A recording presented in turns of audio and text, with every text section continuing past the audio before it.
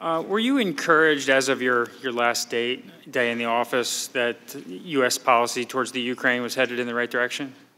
I was not. And why was that? Well, I was concerned about two things in particular. One was, again, the removal of our ambassador. And again, I will say for the record that the President has a perfect right to remove any ambassador at any time for any reason. But I was very concerned about the circumstances in which her reputation had been maligned repeatedly on television and in all kinds of exchanges. I felt that that was completely unnecessary. I wondered what that message was being sent. So there was that. And then on the second front, it was very clear at this point that there was, let's just say, a different channel in operation in relations to Ukraine, one that was domestic and political in nature, and that was very different from the channel or the loop, however you like it, that I and my colleagues were in, where we were focused on bilateral relations and US foreign policy toward Ukraine. And these two things had diverged at this point. I think you might recall in my deposition on October 14th that I said that very unfortunately I had a bit of a blow-up with Ambassador Sondland, and I had a couple of testy encounters with him. One of those was in June 18, when I actually said to him, "Who put you in charge of Ukraine?" And I'll admit I was a bit rude, and that's when he told me the President, which shut me up.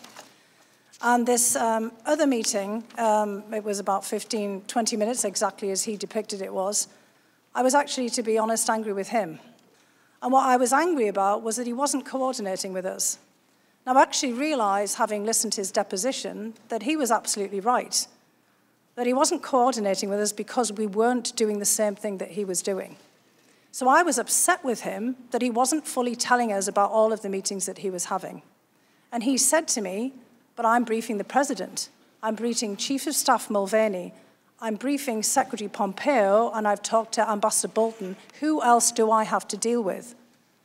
And the point is we have a robust interagency process that deals with Ukraine. It includes Mr. Holmes. It includes Ambassador Taylor as the chargé in Ukraine. It includes a whole load of other people. But it struck me yesterday when you put up on the screen Ambassador Sondland's emails and who was on these emails, and he said, "These are the people who need to know," that he was absolutely right, because he was being involved in a domestic political errand. And we were being involved in national security foreign policy, and those two things had just diverged. So he was correct, and I had not put my finger on that at the moment, but I was irritated with him and angry with him that he wasn't fully coordinating. And I did say to him, Ambassador Sondland, "Gordon, I think this is all going to blow up," and here we are.